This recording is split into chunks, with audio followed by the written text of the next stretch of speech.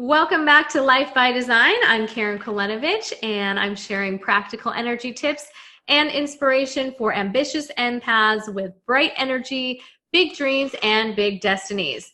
Today's topic is goal setting and desired outcomes.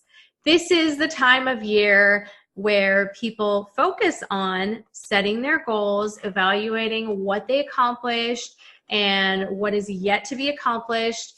It's the time when, sometimes there can be a little bit of disappointment where you're really feeling that gap. And it can also be a time of excitement about what is in your future to be achieved.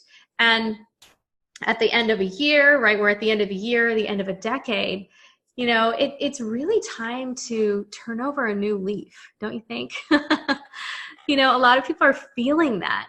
And so I wanted to share a couple of tips with you today to help you focus in and take bite-sized chunks out of your present and your future with your focus and your time.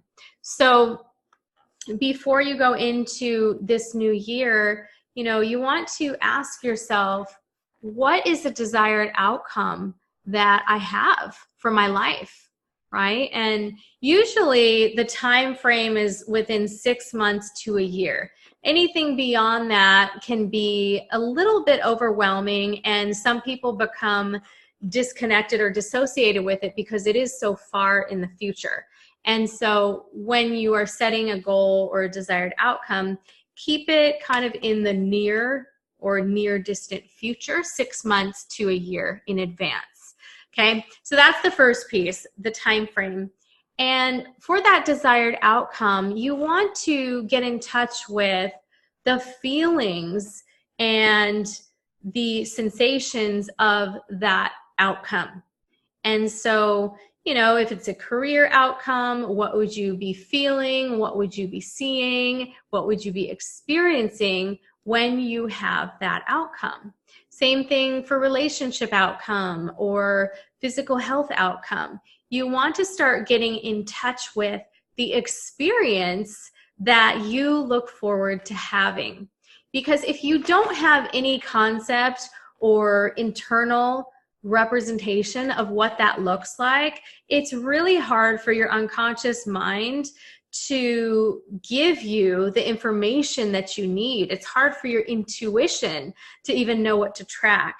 So you want to take the time and ask yourself, what exactly would that experience look like? And then a second part of this is, how will you know when you achieved your goal? Now, this is to connect you with the tangible aspect of your goal. This is the part where like there is proof in the physical world that you have achieved that goal. Because sometimes it can be nebulous, right? If we just focus on the feelings or the experience of it without bringing in that tangible, concrete aspect, which is really important. I mean, obviously we live here in the three-dimensional space, so it does make a difference. And so an example would be to set a certain number, right? So if you have a certain amount of income that you would like to make per month, that's an example of how you will know that you achieved that outcome.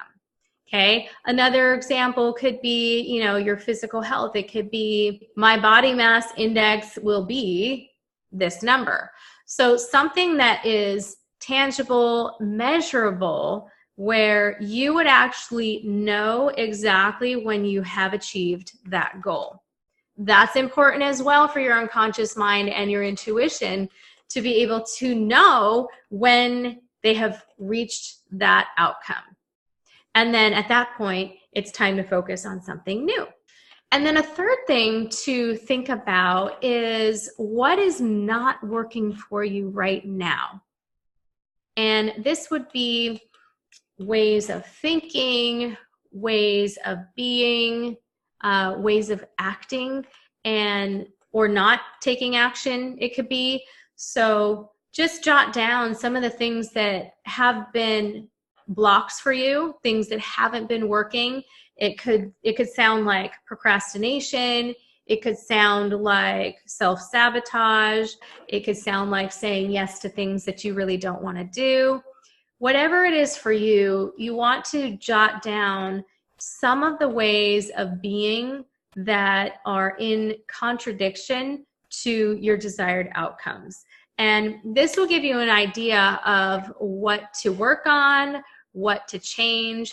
And, some of this you can do on your own, and some of it you may need support with. When you look at your future and creating the result that you want, this is a really important part of the process, is knowing where you want to end up.